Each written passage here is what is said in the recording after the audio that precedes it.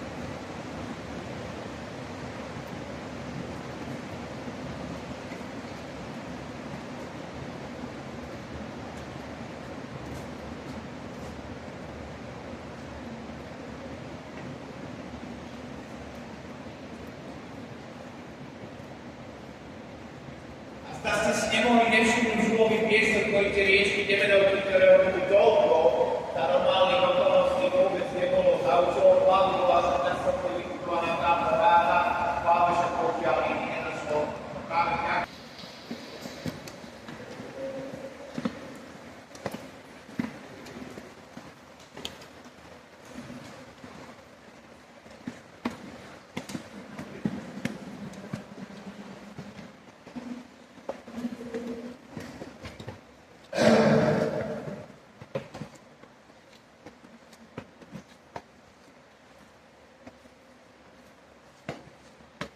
Ďalší syntropár našej trase, tento sa nazýva príznačne Garfield, pretože sa tak podobá český piedák.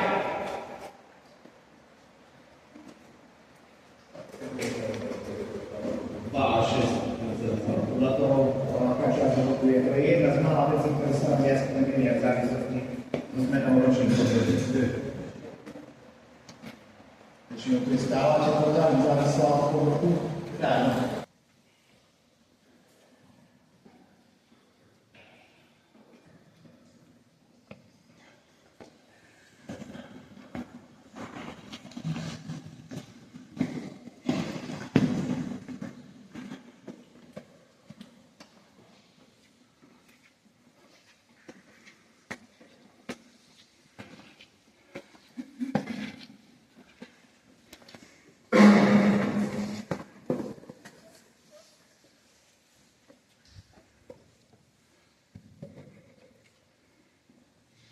Podzemného riečiska riečky Demenovky sme vystúpali na ďalšie jaskinné podlažie do Janáčkovho domu.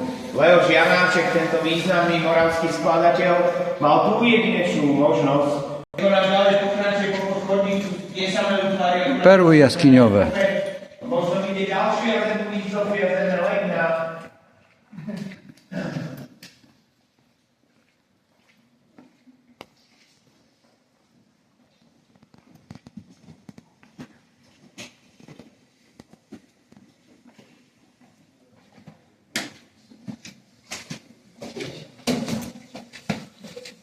Boli miesto pre geometrikov, to miesto, kde sa nám Demenovka stretáva s zadnou vodou, taká zvláštna, že pod povrchom sa to deje ešte skôr než na ňom.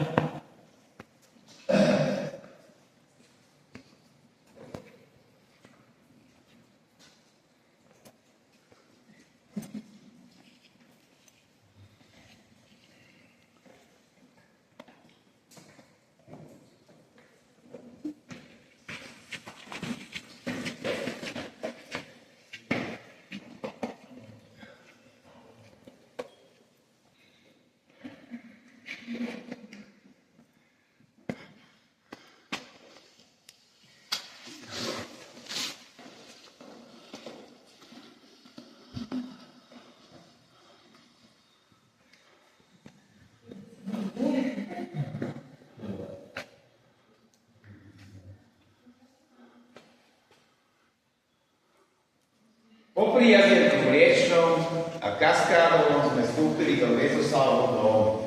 Rudolf tesno miluje po svojich dniach nemenoval z roku 1926. ktoré opisuje nielen krásy samotnej Demenovskej doliny, ale aj objavovanie a sprístupňovanie jaskyne Slobody, objav jaskyne Pustá a sprístupnenie Stanišovskej jaskyne v Liptovskom Jáne píše, že jediný slovenský básnik,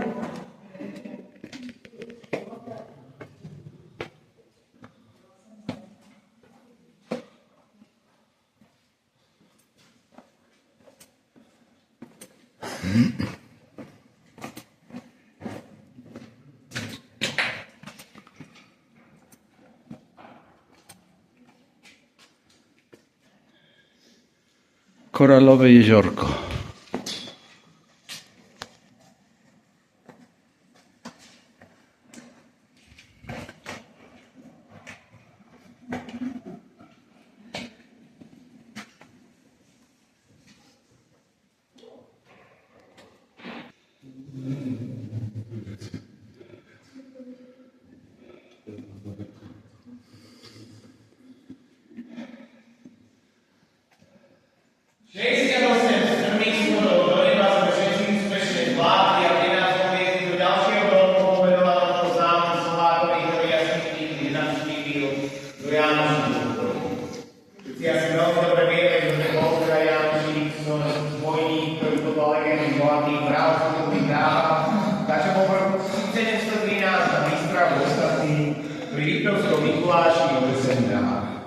Čo si však môžeme všímať ohľadom jaskyne je, že výstupa je mohutný.